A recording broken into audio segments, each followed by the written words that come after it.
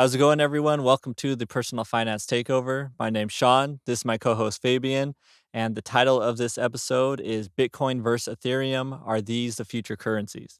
If you like this content, please consider following, downloading, liking, or subscribing, depending on where you are listening. Yeah, let's start with Bitcoin. So, Bitcoin was the first application to take the blockchain technology mainstream.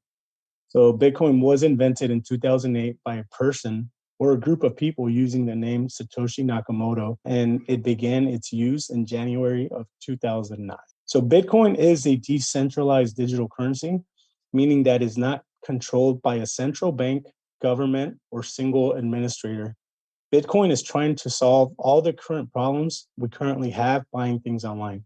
Currently, things we buy online has to go through a bank or a credit card company for processing, and those companies take a cut of every purchase. So we rely on the current system to process all the transactions correctly and to protect our personal information. So Bitcoin solution, a peer-to-peer payment system that would remove the middleman to process transactions. Instead of a bank or credit card company recording all the transactions in one central ledger, all the users will record all the transactions at the same time via the blockchain. So anyone trying to cheat the system or make a fraudulent transaction would be rejected. As a result, no one user, bank, or government entity can force a fee on the payment or control the flow of currency. And this allows for quicker, cheaper ways to purchase items even across national borders. The value of Bitcoin is based on the value of the currency itself. The higher the demand, the higher the price per Bitcoin. Bitcoin, however, does have a finite supply of 21 million Bitcoins, which is expected to be fully mined by the year 2140.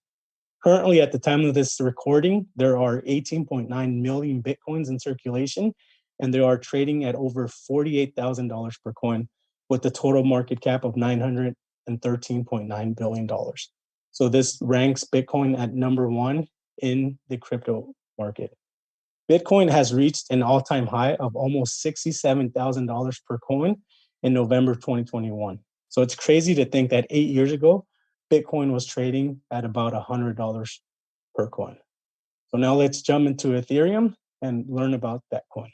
All right, so let's break down Ethereum. Ethereum takes blockchain technology one step further than Bitcoin by using decentralized smart contracts. The creator of Ethereum, Vitalik Buterin, released the project in 2015. Him and his co-founders made it so people can make decentralized applications and build smart contracts to engage in agreements without a third-party intermediary or centralized governing force. So an example of a centralized application is something like Uber. So you and a driver need to get matched, so Uber facilitates the ride and deals with processing the payment. This makes Uber the central authority.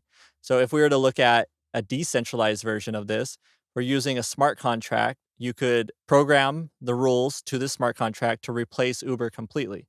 You could get the driver, make the payment without a centralized third party.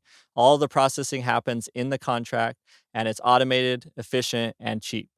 So Ethereum took all the stuff that made Bitcoin great and added smart contracts to it.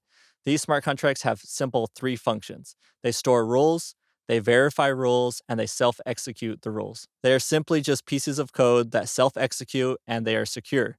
This is how NFTs are possible, for example. The Ethereum network that runs these smart contracts use a currency called Ether. This is what we could all invest in and is what is used to pay for transaction fees in the Ethereum network. Currently, at the time of this recording, there are 118.7 million Ether in circulation, and they're trading at over $3,829 per coin, with a total market cap of $454 billion, which marks it second in rank just behind Bitcoin. So Ether has reached an all-time high of $4,865,000 per coin. All right, so let's look at some of the differences between Bitcoin and Ethereum. So first, it's the supply. Bitcoin is limited to 21 million Bitcoin. Ether can be created and averages 18 million per year. The reason Ether goes up in value is because of demand and speculation. As more apps come into the Ethereum network, the demand goes up. Other projects that use Ethereum are Chainlink, Uniswap, Crypto.com's DeFi Swap, and several others. The transaction speed, Bitcoin takes a few minutes to get things going, and Ethereum can take a few seconds. So it's faster when it comes to transaction speed. Bitcoin holds value in the currency itself compared to Ethereum, it holds value in the network. All right, so we've gone over explaining both of these, the differences between them.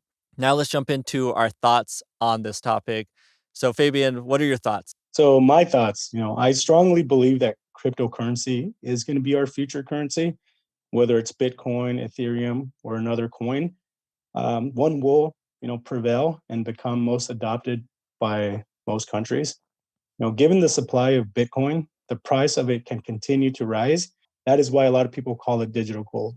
I personally do own crypto, but a small overall percentage. I only invest in what I can afford to lose. So if one day the nations of this earth all ban cryptocurrency and I lose all my money, I can rest assured because I was already going into it thinking I would lose this money. But if adoption and utility continue to grow, then I will be happy that I took some risk and bet on these speculative investments. How about you, Sean? What are your thoughts on these coins? Yeah, so I just love crypto in general, and I am a huge fan of the Ethereum network. I've been messing with the NFTs, and to be able to do that, that's all on the Ethereum network. So I've been purchasing a lot of Ether to be able to buy NFTs, and I also just invest in Ether as well. So I think the Ethereum network is just awesome, and it's going to keep developing to be better and better. And there's just a lot to look forward to with that network. So I think that's amazing. Bitcoin, I think of it kind of like a digital gold. I think it's the original, it's the OG one. It's not going anywhere. And I think it could be something that's good to invest in as well. There's so much to the crypto space, but I think my love for it comes down to Ethereum being my favorite out of everything. So those are my stances on it. I think it's something great to invest in, but just like Fabian's saying, like you have to be prepared just in case the markets go south. Just recently, the markets have been up and then down. I mean, as always, crypto is very volatile. So if you're not ready for that roller coaster, then crypto might not be for you.